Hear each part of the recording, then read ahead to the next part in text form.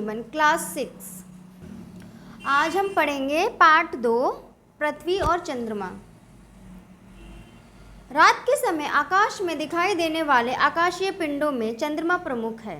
यह सबसे बड़ा और चमकीला दिखाई देता है। हम देखते हैं कि चंद्रमा का आकार बदलता रहता है।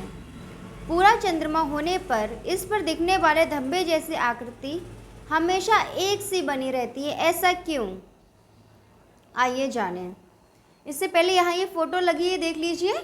यह सूर्य और पृथ्वी ये है, और ये पृथ्वी क्या करती है? सूर्य के चारों तरफ परिक्रमा करती है। तो ये इस डायरेक्शन में सूर्य के चारों तरफ परिक्रमा करती है।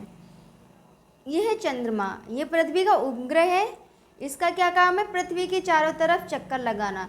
तो जैसे जैसे पृथ्वी अपने इस आकार में सूर्य के चारों तरफ ऐसे चक्कर लगा रही है, इसी प्रकार चंद्रमा क्या करेगा? पृथ्वी के ही चारों तरफ इसको भी चक्कर लगाना है। तो जिस प्रकार पृथ्वी आगे बढ़ती जाती है, चंद्रमा भी उसी प्रकार उतना ही आगे का घेरा लेके उसका चक्कर लगा देता है। आइए इसके बारे में आगे पढ़ते हैं।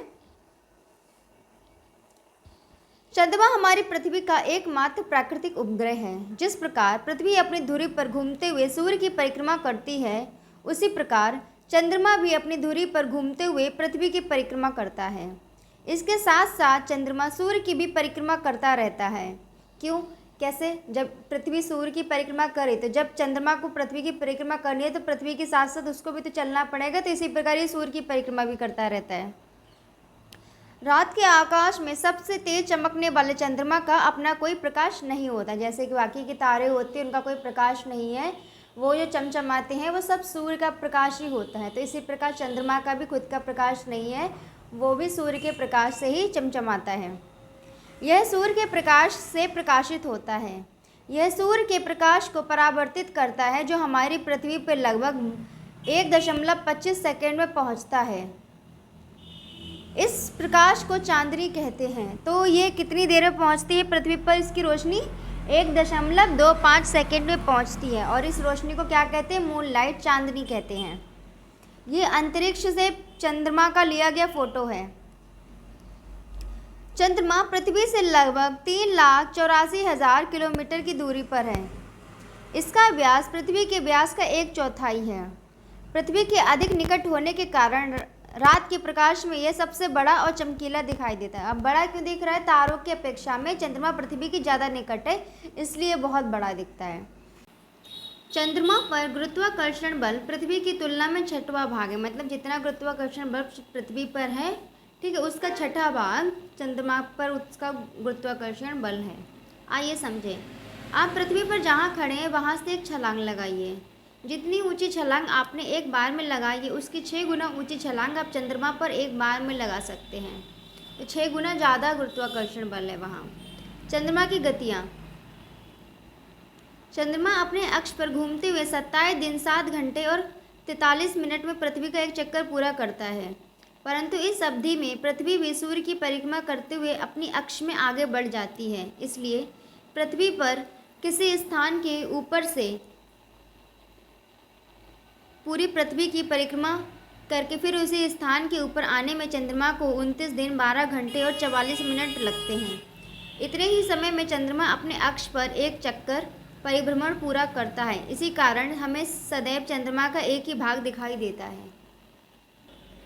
आइए इसे समझें। एक बड़ी बोतल लीजिए जिस पर एक लेबल लगा हो। इस लेबल लगी बोतल को चंद्रमा मान लीजिए। अब एक गेंद को पृथ्वी मानकर, ये गेंद इसको पृथ्वी मान लिया, बोतल को गेंद के चारों तरफ इस तरह घुमाएं कि इसका लेबल हमेशा गेंद की तरफ रहे। ये देखिए, इधर लेबल है, इधर भी गेंद की तरफ लेबल है, इधर भी, इधर भी।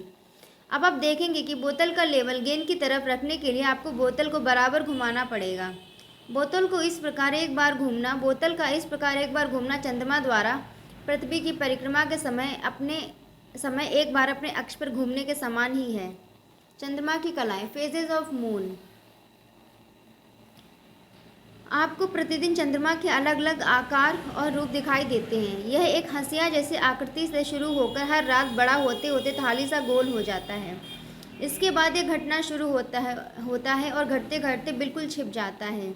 इसके बाद यह फिर बढ़ना शुरू होता है और यह क्रम चलता रहता है। जिस रात चंद्रमा थाली सा गोल दिखाई देता है उस रात को पूर्णिमा कहते हैं।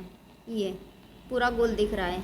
जिस रात चंद्रमा बिल्कुल नहीं दिखाई देता है उस रात को अमावस्या, न्यू मून कहते हैं ये। अब यहाँ से देखते, देखिए इस वक्त ये है न्यू मून, मतलब अमावस्या चंद्रमा बिल्कुल आकाश में नहीं दिखाई दे रहा है। फिर थोड़ा दिखा, फिर उससे ज़्यादा, फिर उससे ज़्यादा, फिर उससे ज़्यादा, फिर थोड़ा और ज़्यादा, और फिर पूरा दिखने लगा। अब जब ये पूरा दिखने लगा तो ये पूर्णिमा खिला दिया। अब वापस से अमावस्या तक कैसे जाता है, फिर थोड़ा कम दिखा, ठीक है, फिर थोड़ा कम, थोड़ा कम, थोड़ा कम, थोड़ा कम करके अभी बिल्कुल नहीं दिख रहा है, तो ये अमावस्या हो गई। एक महीने में एक बार पूर्णिमा और एक बार अमावस्या होती है। हर महीने में एक बार पूर्णिमा और अमावस्या आती है। चंद्रमा के आकार में प्रतिदिन आने वाले इस बदलाव को हम चंद्रमा की कलाएं कहते हैं। इस बदलाव को हम चंद्रमा की कलाएं कहते हैं। अमावस्या से पूर्णिमा तक बढ़ते चंद्रमा के पखवाड़े को शुक्ल पक्ष कहते हैं। अमावस्या से पूर्णिमा तक ये जो चल रहा है इसको शुक्ल पक्ष कहेंगे। पूर्णिमा से अमावस्या तक घटते चंद्रमा के पखवाड़े को कृष्ण पक्ष कहते हैं। और ये पूर्णिमा से अमावस्या तक जाता है तो इसको क्या कहेंगे, कृष्ण पक्ष कहेंगे। पृथ्वी के घूमने के कारण एक पूर्णिमा से दूसरी पूर्णिमा तक अपनी कलाओं को पूरा करने में चंद्रमा को 29 दिन 12 घंटे 44 मिनट लगते हैं।